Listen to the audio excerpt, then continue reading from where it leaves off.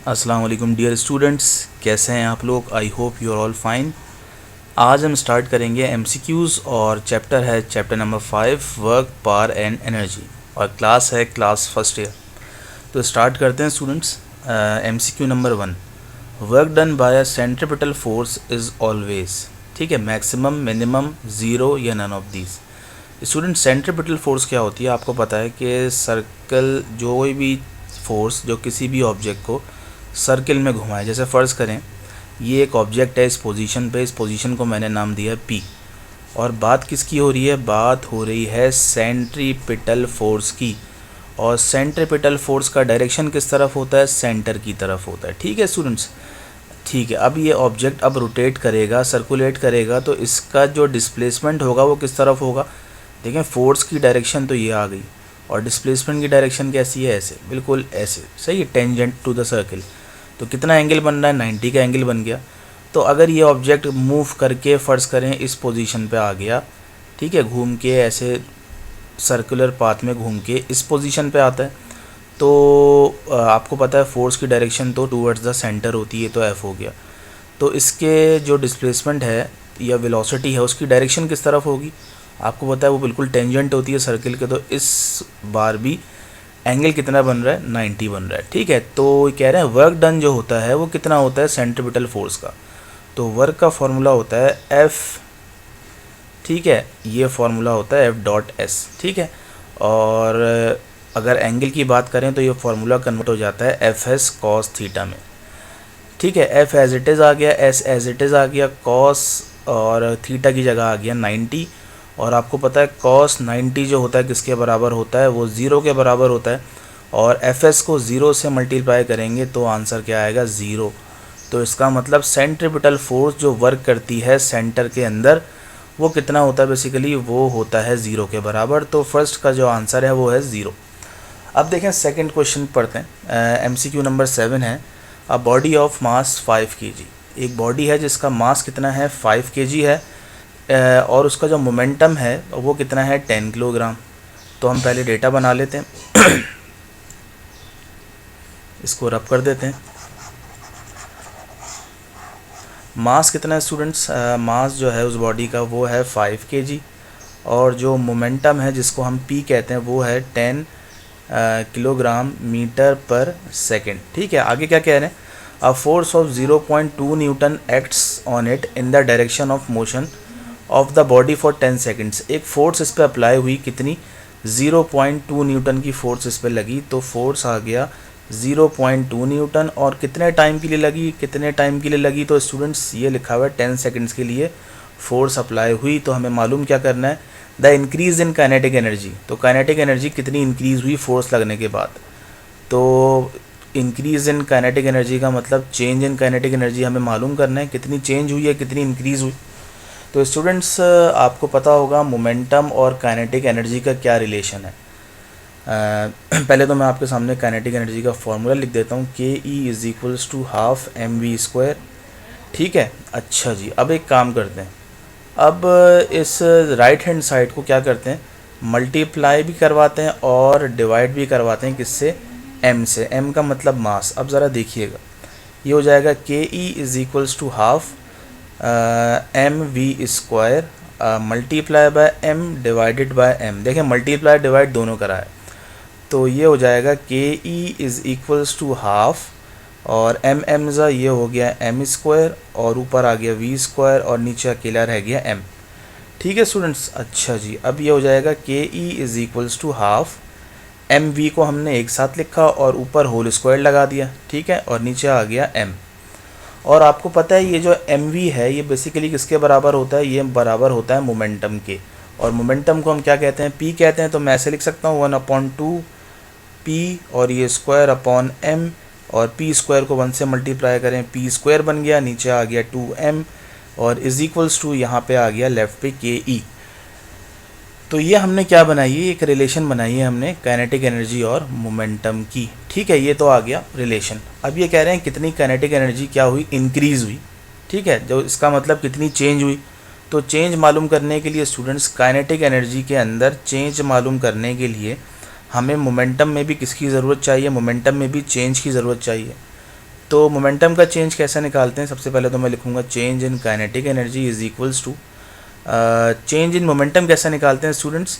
Final momentum minus initial momentum, ये आपने पढ़ा हुआ होगा, सही है। हम चेंज लिया और चूँकि मोमेंटम पे क्या लगा हुआ है? स्क्वायर लगा हुआ है, तो दोनों के ऊपर क्या आ जाएगा?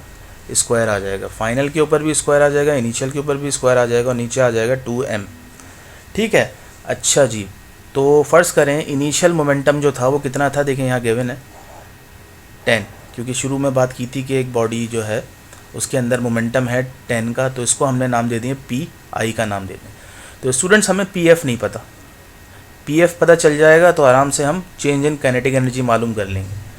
तो आपने एक फार्मूला पढ़ा होगा, जैसे बल्कि ऊपर लिखा हुआ भी है, P F minus P I किसके बराबर होता है? चेंज इन मोमेंटम के बराबर होता है। ठीक है स्टूडेंट्स, हमें क्या निकालना? हमें यहाँ से मालूम करना है पी एफ।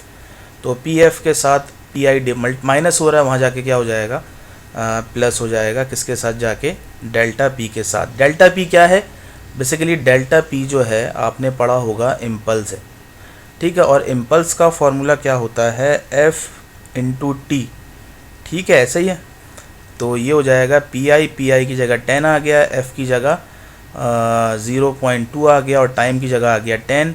0.2 को 10 से करेंगे 2 आएगा, 2 और 10 कितना हो गया? 12 न्यूटन सेकंड। ठीक है, ये आ गया। ये हमने फाइनल मोमेंटम निकाल लिया, इनिशियल मोमेंटम हमें गिवन था।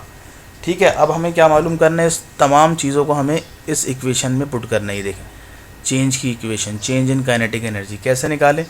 चेंज इन काइनेटिक एनर्जी बराबर है, फाइनल मोमेंटम कितना था? 12 का स्क्वायर, इनिशियल कितना था? 10 का square divided by 2m, m की जगह आ जाएगा 5 क्योंकि गिवन था। 12 का स्क्वायर कितना होता है? 144 होता है, माइनस 10 का स्क्वायर 100 होता है, 2 5 10। 144 में से 100 गए तो 44 बचा, 44 को 10 से डिवाइड करें तो 4.4 इसका आंसर आएगा। तो चेंज इन काइनेटिक एनर्जी कितनी आई? 4.4। तो देखते हैं इस तरह का आंसर है, तो ये रहा बिल्कुल। और काइनेटिक एनर्जी का यूनिट होता है जूल। अब क्या कह रहे हैं next? The kinetic energy of a light and heavy ball, या फिर हैवी ऑब्जेक्ट। दो ऑब्जेक्ट हैं, एक लाइट है और दूसरा कौन सा है? हैवी ऑब्जेक्ट है, और उनकी काइनेटिक एनर्जी क्या है? सेम है। Which object has maximum momentum. अब ये कह रहे हैं कौन से ऑब्जेक्ट का जो मोमेंटम होगा वो मैक्सिमम होगा। स्टूडेंट्स अभी मैंने आपको बताया है काइनेटिक एनर्जी और मोमेंटम में रिलेशन क्या है? K E is equals to P square upon 2m। 2m यहाँ डिवाइड हो रहा है, वहाँ जाके के ई के साथ क्या हो जाएगा? मल्टीप्लाई हो जाएगा। तो अभी ये क्या पूछ रहे हैं? ये कह रहे हैं कि दो ऑब्जेक्ट हैं, एक है लाइट ऑब्जेक्ट और एक है हैवी ऑब्जेक्ट। इन दोनों की काइनेटिक एनर्जी क्या है? सेम है। तो ये चीज़ तो हो गई सेम। सेम का मतलब कांस्टेंट, इसको तो हटा दें। तो अब फॉर्मूला क्या बनेगा? ये बनेगा P square is equals to 2m, और फिलहाल काइनेटिक एनर्जी को हम हटा देते हैं क्योंकि वो कांस्टेंट है। तो मोमेंटम किस पर डिपेंड कर रहा है? मास पे डिपेंड कर रहा है। तो इसका मतलब जिसका मास ज़्यादा होगा तो उसका मोमेंटम भी क्या होगा? ज़्यादा होगा। तो देखते हैं इसमें है ये देखें हैवी ऑब्जेक्ट, जिसका मास ज़्यादा तो उसका मोमेंटम भी ज़्यादा। अब ये क्या कह रहे हैं? To bodies of mass 1 kg and 2 kg। तो ये कह रहे हैं एक बॉडी है जिसका मास 1 kg है और दूसरी बॉडी है जिसका मास कितना है? 2 किलोग्राम है। ठीक है, और उनमें जो मोमेंटम है वो क्या है? इक्वल है, सही है। जो P1 है बेसिकली वो क्या है? P2 के बराबर है। ठीक है, then the ratio of their kinetic energies is, इन दोनों की काइनेटिक एनर्जी का रेशो क्या होगा? दोबारा उसी तरह का सवाल है कि काइनेटिक एनर्जी और मोमेंटम में क्या रिलेशन है? K E is equals to P square upon 2m। अगर हम पहले ऑब्जेक्ट की बात करें तो काइनेटिक एनर्जी के साथ 1 लग जाएगा, दूसरे ऑब्जेक्ट की बात करें तो काइनेटिक के साथ क्या लग जाएगा? 2 लग जाएगा। ठीक है, अब ज़रा वैल्यूज़ पुट करते हैं। मोमेंटम तो सेम है, P square as it is छोड़ दें, 2m की जगह पहले ऑब्जेक्ट का मास 1 है, इसी तरह दूसरे ऑब्जेक्ट का मास कितना है? 2 है। ठीक है, आई थिंक 2 ही है, सही है। तो इसको मैं रब कर देता हूँ, सही से लिख देते हैं। ये 2 आ गया, तो ये बन जाएगा P square upon 2 is equals to kinetic energy पहले वाले ऑब्जेक्ट की और काइनेटिक एनर्जी दूसरे वाले ऑब्जेक्ट की, ये हो जाएगा पी स्क्वायर अपॉन 4। ठीक है, अब ये क्या कह रहे हैं? इन दोनों काइनेटिक एनर्जीज़ का हमें क्या लेना है? रेशो लेना है। तो रेशो कैसे निकालते हैं? पहली kinetic energy divided by second kinetic energy. ठीक है, रेशो तो पता है ना आपको, डिवाइड कर देते हैं। तो ये हो जाएगा p²/2, फिर डिवाइड का साइन, फिर दूसरा है p²/4। और डिवाइड का साइन किस में चेंज होता है स्टूडेंट्स? ये चेंज होता है मल्टीप्लाई में, और जो दूसरा फ्रैक्शन होता है वो रेसिप्रोकल हो जाता है, उल्टा हो जाता है। ठीक है, तो होगा क्या? तो p² से p² क्या होगा? कैंसिल आउट होगा। तो 2 1 2, 2 2 4। तो इन दोनों का जो रेशियो आया वो कितना आया? 2 आया। स्टूडेंट्स देखते हैं, ऑप्शन देखते हैं। 2 है, बल्कि एक इसको सही से बता देता हूँ मैं आपको।